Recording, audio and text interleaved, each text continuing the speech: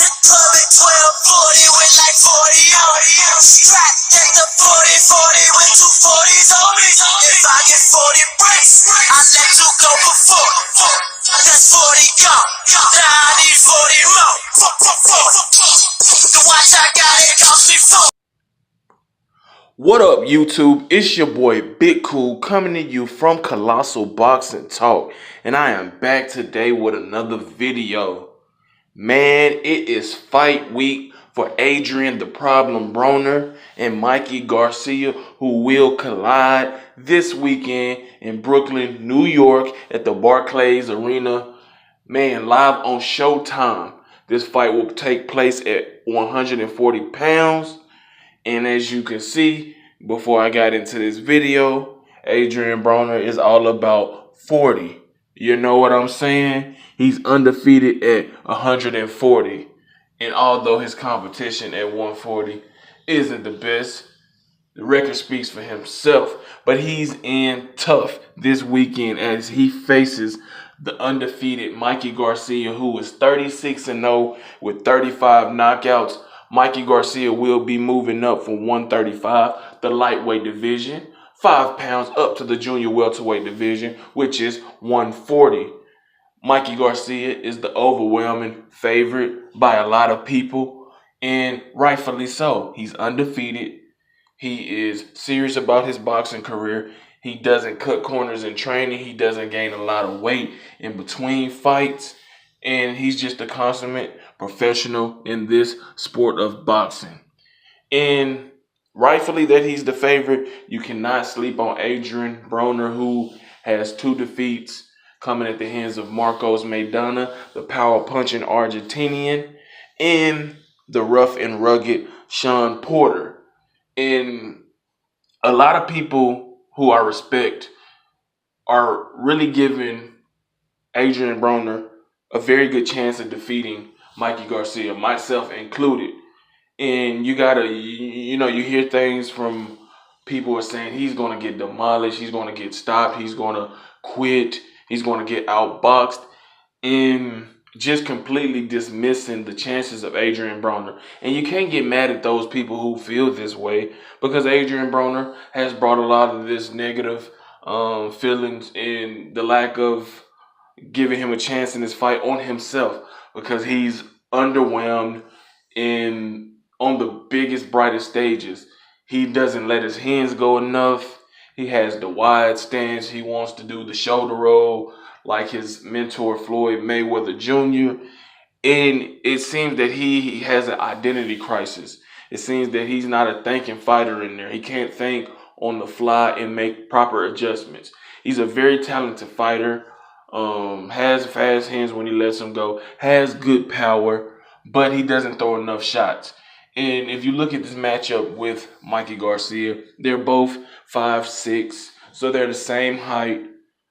He has the hand speed advantage. He also has the size advantage because he's the bigger guy. But Marcos Maidana, who was trained by Mikey Garcia's brother Robert Garcia, is said to has sparred with Mikey Garcia, which we have his footage out there. We've seen it. But Maidana said that, or not Maidana, Brandon Rios says that Mikey Garcia punches just as hard as Marcos Maidana. And if that's the case, Adrien Broner could be in trouble if he indeed didn't take this fight seriously. By all accounts, though, he has, taken this fight serious. He seems to be close in weight. We're 3-4 days away from the fight, 3 days away from the weigh-in, where it all matters, because there will be a $500,000 monetary fee if he doesn't make 140 limit, which was agreed upon when they, signed the contract. And if you look at Mikey's style, he's a guy who is a counter puncher, but he can and will knock you out. He possesses big power in that left hand. He loves to throw the left hook. And Adrien Broner also loves to throw the left hook. But you also hear this in boxing. As long as, if you're a big boxing fan or a boxing enthusiast, you always hear the saying, don't hook with a hooker. And although Adrien Broner has a very good left hook, he has the wide stance and kind of could take him a little longer to get his left hook off and connect to Mikey. And you know, because Mikey, he throws his short, compact, and with full, you know, throttle, full force to try to knock you out.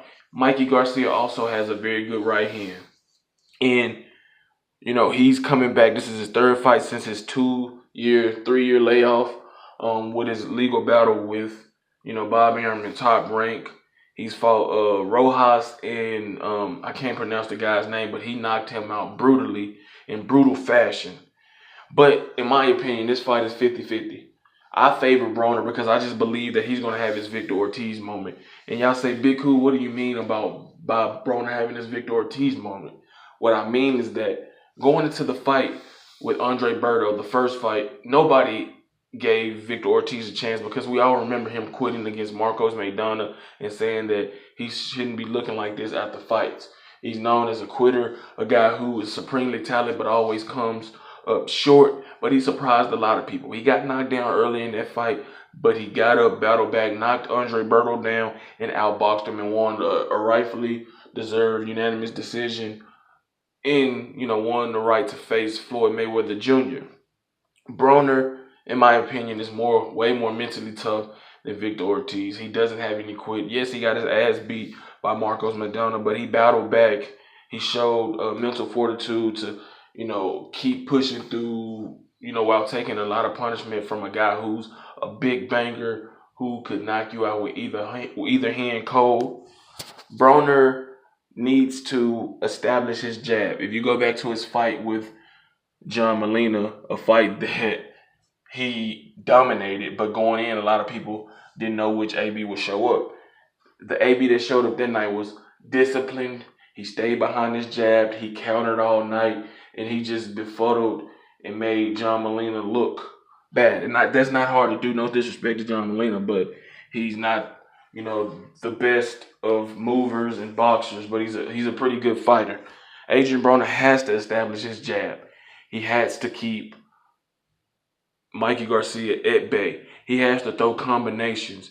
He also needs to set traps for, you know, Garcia when he comes in, because going back watching Garcia's fight with Rojas, he kind of lunged and overextended, especially when he threw his right hand. So if Adrien Broner is aware of that, he could do subtle movements, step back, step to the left or the right to get himself in the proper position at the proper angle to fire off his right hand, his left hook. Also, don't sleep on Adrien Broner's right uppercut, which he knocked down Emmanuel Taylor back in 2015 when they fought late in their fight. So Broner has to establish the jab. He has to throw punches and bunches, make them count. He needs to close, you know, his stance, which he probably won't do. He cannot go back to the ropes. He cannot try to do that dumbass, you know, shoulder roll that he's not so good at doing. But he's going to just allow himself to be pressured, which he doesn't like. He's going to allow himself to be hit with overhand rights and then followed up with the left hook, which Mikey is going to throw. Mikey is saying that Broner is going to bring the best out of him. I feel that Broner believes Mikey Garcia is going to bring the best out of him. And this should be a great fight. For, you know, Mikey Garcia to be successful, he needs to stay behind his jab. Both of these guys are counterpunchers, so it's going to be battle of the counterpunchers. Either somebody's going to have to be aggressive, and both guys can have their moments if they can force the guy to, you know, open up offensively, because like I just said, both guys are terrific counterpunchers, and both guys possess power. Garcia is going to have to use his jab. He's going to have to walk Broner down, kind of pressure him, you know, not Maidana pressure, because he's a better fighter than Maidana, but constantly making Adrien have to think in there, make him uncomfortable, make him use unwanted energy and unnecessary energy, tire him out, go to the body, you know, and once you go down to the body, have him breathing heavy and trying to protect those ribs and that liver and that kidney, then you're going to have plenty of opportunities to take him out in the later rounds of that fight. And this fight is very, very intriguing, and I cannot wait to Saturday night, because I just know that these two guys are going to deliver, you know, an exceptional fight, maybe a fight of the year type fight. And the undercard is stacked as well with Jamal Charlo facing Healing in his, middleweight debut for the right to be the mandatory to the winner of Canelo Alvarez and Gennady Golovkin. So you have a lot to look forward to Saturday night. But I'm going to go with Adrien Broner, man. I'm going to go with Adrien Broner. All things being equal, same height, he's slightly bigger. You can flip a coin on who you think is more talented. Maybe, Mikey is more fundamentally sound and has better proper techniques than Adrien Broner. He's more disciplined, obviously. But a lot of people are counting out the fact that Adrien Broner is the best fighter that Mikey Garcia has probably fought ever, but definitely has fought since his 2-3 year layoff. So people overlooking that, and I know Broner's resume isn't the best. It isn't the worst, but he's been fighting Adrian Granados, Ashley Theophane. I forgot who else he fought. The guy he had to vacate his title for because he couldn't make weight back when he was supposed to defend his WBA junior welterweight title like a year ago. He won that fight, but he didn't, win his title because he failed to make weight. People got to realize that Adrien Broner is the best guy that Mikey Garcia has fought and will be facing in his 2-year return. So keep that in mind when you assess this matchup. And Adrien Broner, Mikey Garcia is probably top 3 best guys he's fought. I would say he's a better fighter than Sean Porter. Sean Porter's a wild guy who has skills, but he's really unorthodox and he's more of a swarmer. Uses his head kind of. He bullies you. He likes to grapple with you. So that's a different style matchup altogether. But if Adrien Broner, that's the key. It's a big if. If he lets his hands go, use his speed, use his angles, set traps, make Mikey come to him where he can counter and get out of the way of that left hook and avoid the right hand. I think that he can have great success. If Mikey could pressure Adrien, he will have success and he will probably get the W. I believe that Adrien Broner can stop Mikey Garcia. I don't think that Mikey can stop Adrien Broner. It all depends on, because a lot of people, you have different opinions on how Broner is looking, trying to make weight. Some people feel he's drained already. Some people feel that, he looks just fine.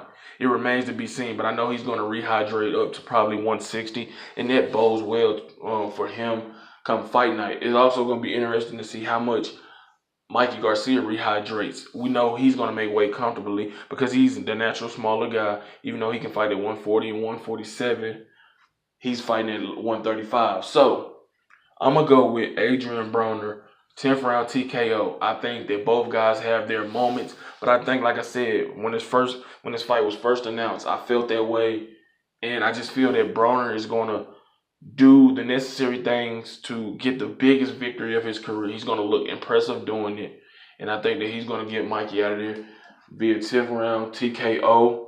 I think that, Mikey can be hurt, and I think if Broner, one thing I like about Broner, if he gets you hurt, he will go for the kill. So, again, Adrien, the problem Broner, my prediction will get the 10th round TKO over Mikey Garcia. I like both of these guys. Mikey Garcia still has a bright future. He can go back down to 135 where he's the WBC light heavyweight champion, face Robert Easter Jr., Linares, Felix Verdejo. What's the guy for Verdejo supposed to fight? I forget his name, but there's a lot of guys he can fight. And he can come back up to 140. But I think Adrien Broner is going to finally have his coming out party against, superior competition or elite competition. And he gets the victory. Like this video, subscribe to Colossal Boxing Talk. Talk to me in those comments below. Let me know if you disagree, why you disagree, what you think about the video and my prediction. Follow us on Twitter at Colossal CBT. Head over to Facebook, smack that like button on the Colossal Boxing Talk Facebook page. And also remember to turn on the notifications to get notified every time we upload content. Until next time, I'm out. Peace.